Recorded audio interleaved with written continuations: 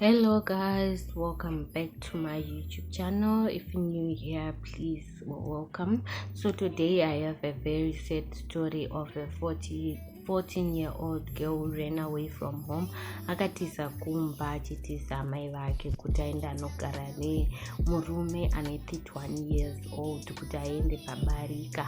So her story is ari kuti amai vake vaimushungurudza, vanga vasingamupe mari yekuenda kuchikoro, vanga vasingamutengeri hembe, and that's her reasons. So she had to run away from home kuti aende anogara anobarikwa pamurume ane mukadzi wake. So this is a very sad story. I want you guys to listen very carefully and tell me down below kuti mwana akadai unomita sei. Although kune ma consequences nema reasons, but it doesn't give you reason enough yekuti uende unogara nemurume uchitiza pamba utoona unge murume that you second option.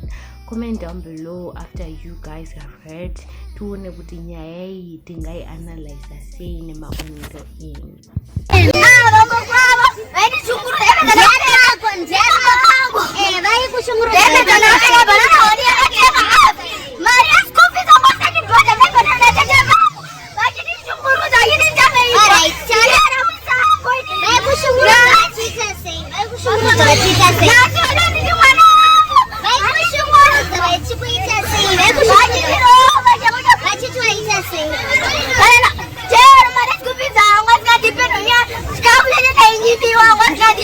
Baenda kumurume. Kuruma vachitwaita sei. Chero ndakachanja ndakachita kana kabule bonda ngomradaofa.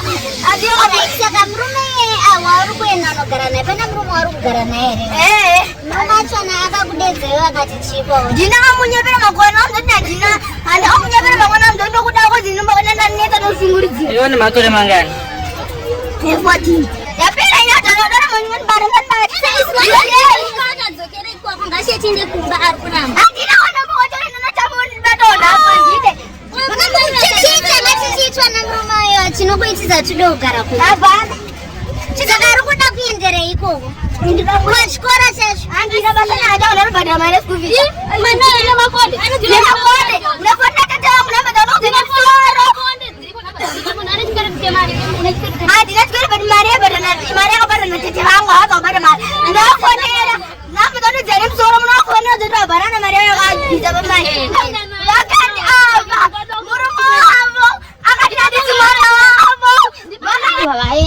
Vaenda ndobva ndingira ngatotendera nekuku nguva yacheyo ndobva ndaita kunge ndakufamba ndakudzokera kwe mobhuye ndobva andiona ndobva tanga kumhanya futi kudzokera kukona ndobva mobhuye asvika achibata ndokubata kwandikaita mobhu mobhu yatiende kumba mobhu ndipakatanga kupopota hamusi vamai vangu pabhete kangu hapana kumonzi priska chifo maindishungurudza kana kungopwanya kapi chaiyo rerwa kunge ndichafa namuwe musi wandikamurova akati mama wangu inini vakasingandibhadharira chikoro ndaibhadhara school fees natete vangu haana mumwe musi wasina kuenda kuchikoro wakadzorwa wakaita chikwereti ai tete vake handirambi kuti vakamubatsira vakatibatsira mwana akuda kuenda form 1 vakatipa 100 basi hatingamboti dambudziko kuti tete vake vabatsirawo kuti apa taomerwa kuti mwana udaenda kuchikoro kuti mwana udaenda kuchikoro mabhuku zvese mauniform dzisaingova nazvo bhutsu zvese aingova nazvo kuti aende kuchikoro.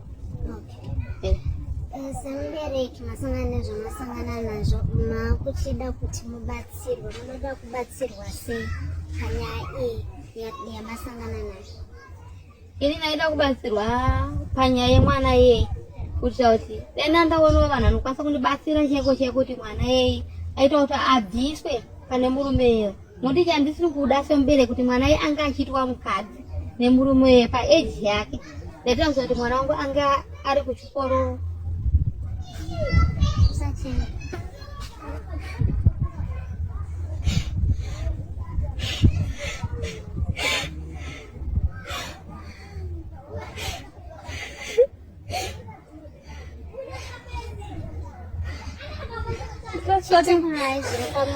Munoda kubatsirwa sei kuti mwana wangu anga achienda kuchikoro zvinoita vana ve mataura kuti anga ari form 1 anga ane makore mangani? Anga ane 14 years. zvototi pakatobva panapa anga satototena 40 angangosara ne1 week bhozi anga ronswa 23 November angangosara ne4 days akatozokwanisa 40 dzake atwa ikoko kana enda ndikabatsirwa hawo akataramuka ipapo kuti mwana akwanise kuenda kuchikora adzidze aonewo zivo yake aonewo chake chaanoziva kana katadzawo zvake kubudirirawo kuti zvaanenge agonawo izvozvo totsvaga ukosiwo tovavara sevabereki timutsvage ukosi kuti timuitirewo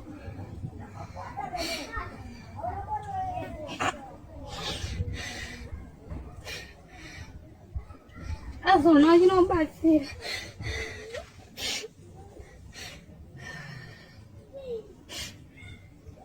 ndochishwiro chake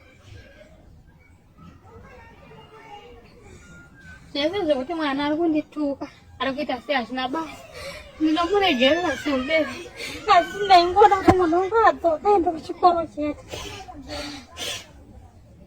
hazvina basa mwanawo anenge afuririkawo anenge anyengedzwawo nezvinenge zvamunyengedzawo asi mwana ndewangu ndakabereka. So this is a very heartbreaking story, guys. Inorwadza, inyaya inorwadza nekusiririsa, and it all comes back to the economy that we are living in. Things are very tight. Like sometimes we're trying to be straight to our kids. Maybe in a way but in a way protect as a parent kuti asapinde pamwenedza wakapindana nadzo maybe in life, maybe you're trying kumucontrola kuti asararame life maybe yawakamboona kana kuti yawakamborarama mashona, and then it ends up as if uri kuabuse mwana, but that's the right way of raising a child. Mwana anofana kukudzwa nemavalues netsika, ndo makudziro aingoitwa vanhu kudhara. So children of these days, they get to tend to listen to mapeers avo, they end up vakufuririka nepeer pressure, they end up vakuona unge vari kuabusika nenyaya community yatiri kurarama tiri. Things are evolving, saka inyaya inorwadza pamwe chete nekusiririsa.